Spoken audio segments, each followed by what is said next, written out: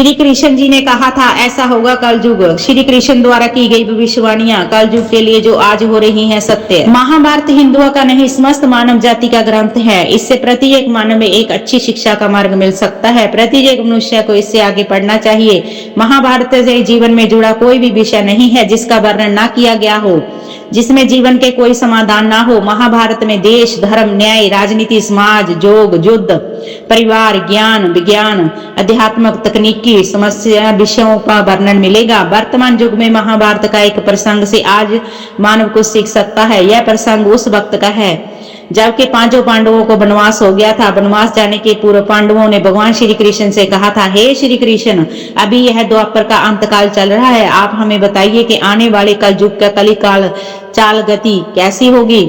श्री कृष्ण कहते हैं, तुम पांचों भाई वन में जाओ और जो कुछ दिखे आकर मुझे बताओ, मैं तुम्हें आपका उसका प्रभाव बताऊंगा। पांचों भाई वन में चले गए। वन में उन्होंने जो देखा उसे देखकर आश्चर्यचकित रह गए। आखिर उन्होंने वन में क्या देखा था? श्री कृष्ण ने जवाब दिया, जानिए इस बात के बारे में। युधिष्ठिर ने देखा, पांचों भाई जब वन में रहने लगे तो एक बार चारों भाई अलग अलग दिशाओं में भ्रमण करने निकले। युधिष्ठिर ने भ्रमण पर थे तो उन्होंने एक जगह पर देखा किसी हाथी की 2 सूंड हैं। यह देखकर युधिष्ठिर आश्चर्यजनक ठिकाना न रहा। अर्जुन ने देखा, अर्जुन दूसरी दिशा में भ्रमण कर रहे थे। कुछ दूर जंगल में जाने पर उन्होंने यह देखा, देखकर आश्चर्य पड़ गए। उन्होंने देखा कोई पक्षी है, उसके पंखों पर वेद की रचनाएं लिखी हुई है, वह पक्षी मांस खा रहा है। भीम ने क्या देखा? दोनों भाइयों की तरह भीम भी भ्रमण कर रहे थे। भीम ने जो देखा वह आश्चर्यजनक था। उन्होंने देखा गाय के बछड़े को जन्म दिया। जन्म देने के बाद वह बछड़े को इतना चाट रही है कि बछड़ा लहूलुहान हो गया। सहदेव ने क्या देखा? सहदेव ने भ्रमण पर देखा तो चौथा आश्चर्य देखा। 6-7 कुएं हैं, आसपास कुओं में पानी है किंतु बीच का कुआं खाली है। बीच का कुआं गहरा है फिर भी पानी नहीं है। उन्हें देखकर घोर आश्चर्य हुआ, ऐसा कैसे हो सकता है। नकुल ने क्या देखा? नकुल ने भ्रमण पर थे, उन्होंने एक आश्चर्यजनक घटना देखी। नकुल ने देखा कि पहाड़ के ऊपर एक बड़ी सी शिला लुढ़कती हुई आती है। कितने ही वृक्षों को टकराकर उनको नीचे गिराती हुई आगे बढ़ी जाती है। विशाल काले वृक्षों में उसे रोक नहीं सके। इसके अलावा शिला कितनी भी अन्य शिलाओं के साथ टकराई पर फिर भी वह रुकी नहीं। अंत अत्यंत छोटे पौधों को स्पर्श उठे ही वह स्थिर हो गई। पांचों भाइयों ने अपने देखे गए दृश्य की चर्चा शाम को श्री कृष्ण को अपने अनुभव सुनाए। सबसे पहले युधिष्ठिर ने कहा, मैंने तो पहली बार 2 सूंड वाला हाथी देखा, यह मेरे लिए बहुत आश्चर्यजनक था।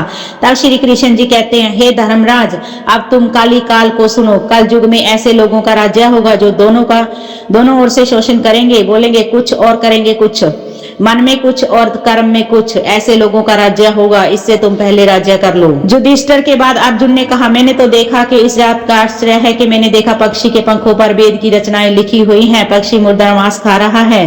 तब श्री कृष्ण जी कहते हैं, इसी प्रकार कल युग में ऐसे लोग रहेंगे जो बड़े ज्ञानी और ध्यानी कहलाएंगे। वे ज्ञान की चर्चा तो करेंगे लेकिन उसके आचरण के साक्षी नहीं होंगे। बड़े पंडित और विद्वान कहलाएंगे किंतु वह यही देखते रहेंगे कि कौन सा मनुष्य मरे हमारे नाम की संपत्ति कर जाए। हे अर्जुन, सत्ता व्यक्ति विचारेंगे कौन सा मनुष्य मरे और सत्य हमारे नाम हो जाए।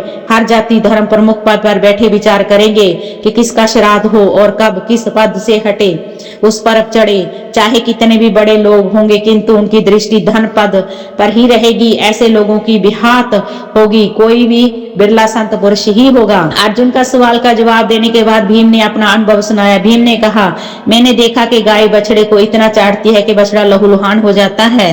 कलयुग का मनुष्य शिशुपाल हो जाएगा। कलयुग में बालकों के लिए ममता कारण इतना करेगा कि उन्हें अपने विकास का अवसर ही नहीं मिलेगा। मोह माया में ही घर बर्बाद हो जाएगा। किसी का बेटा घर छोड़कर साधु बनेगा तो हजारों व्यक्ति दर्शन करेंगे किंतु यदि अपना बेटा साधु बनता है तो रोएंगे, मेरे बेटे का क्या होगा। इतनी सारी ममता होगी, उसे मोह माया के परिवार बांध कर रखेंगे और उसका जीवन वही खत्म हो जाएगा। अंत में बेचारा अनाथ होकर मरेगा।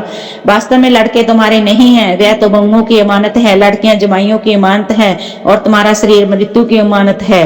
तुम्हारी आत्मा परमात्मा की अमानत है। तुम अपने साक्षात संबंध जान लो बस। भीम के बाद सहदेव ने पूछा, हे श्री कृष्ण, मैंने जो देखा उसका क्या मतलब है। मैंने यह देखा कि 5-7 बड़े कुओं के बीच एक कुआं एकदम खाली है, जबकि ऐसा कैसे संभव हो सकता है। तब श्री कृष्ण जी कहते हैं, कलयुग में धनदार लोग लड़के लड़कियों का विवाह में, मकान के उत्सव में, छोटे बड़े उत्सव में लाखों रुपये खर्च कर देंगे, परंतु पड़ोस में ही यदि कोई भूखा प्यासा होगा तो उसे यह नहीं देंगे उसका पेट भरा है या नहीं।